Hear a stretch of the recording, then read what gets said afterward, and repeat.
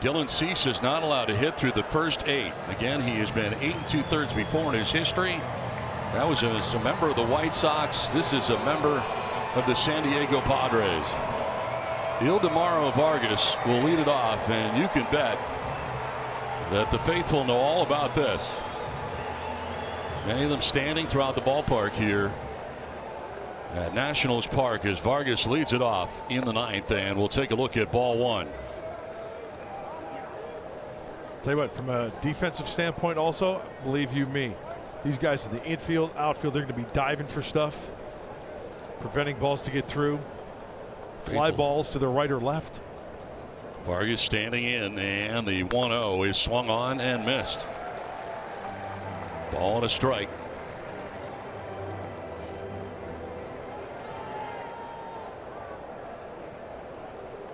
Vargas has grounded out to second. He is struck out swinging. 0 for 2 in the game.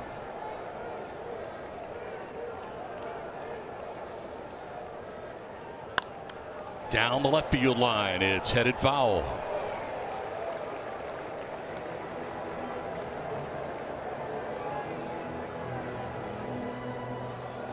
Outfield about straight away.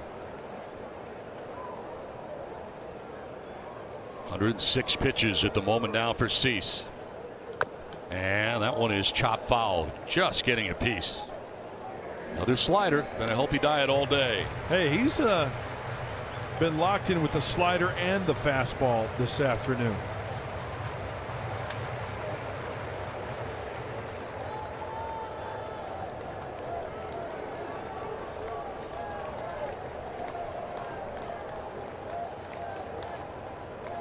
The 1-2 pitch.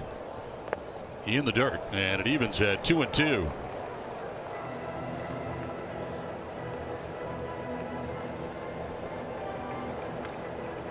Sarai, as you said, just a seat to watch today, a spectator to this point of the game. He was the guy that broke up Cease's last bid back in 2022. Popped up.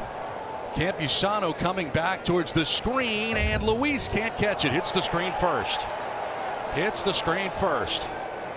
So a foul ball. So close. This ball is going to come back towards home plate. Great effort. Off the screen. So take a little stroll. In the midst of a meeting with himself in behind the hill right now is Dylan Cease.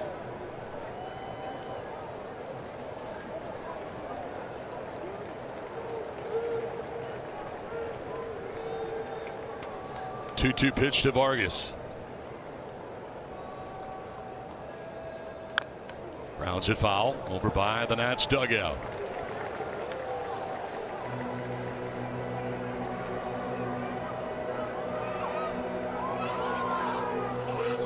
.110 now for Cease.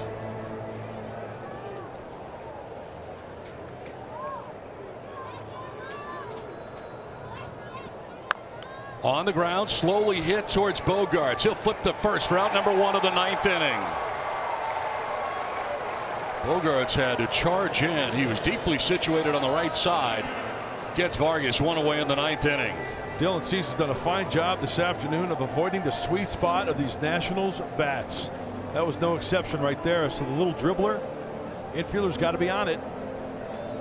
Third of the way there. Now Jacob Young, 0 for 2. He has struck out twice, both times swinging.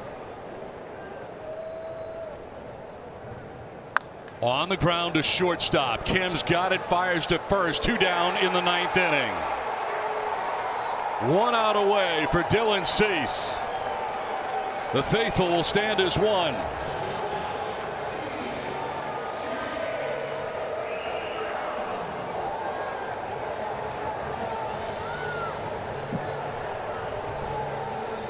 Top of the order, C.J. Abrams.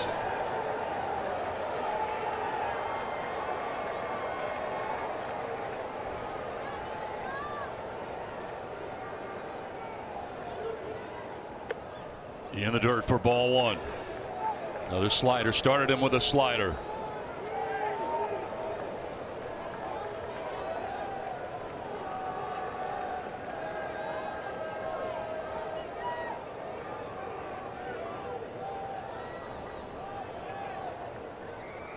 Abrams to right field. Johnson coming in. He makes the catch. No hits for the Nats. Dylan Cease throws a no-hitter. The second no-hitter in Padres history. There'll be a sea of San Diegans celebrating back home today.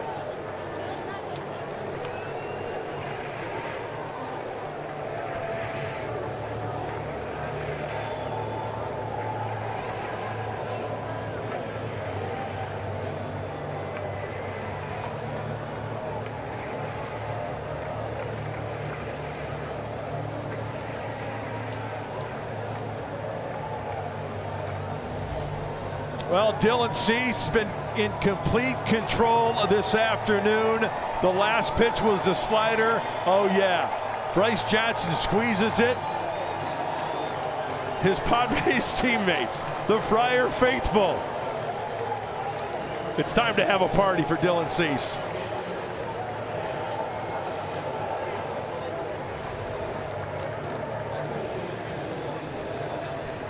His pitching coach for the hug. He finally did it. Got real close a couple years ago. Yeah. Tell you what, as far as from a pitching coach, Ruben Niebla is a guy who lives and dies with every pitch. I tell you what, he's excited as Dylan Cease and his teammates are for the right-hander. What a great effort. What a great afternoon in the big leagues for Dylan Cease. His manager, who he may have talked out of taking him out of this game at one point. We'll have to find out. That's right. Dylan Cease saluting the faithful above the Padres dugout.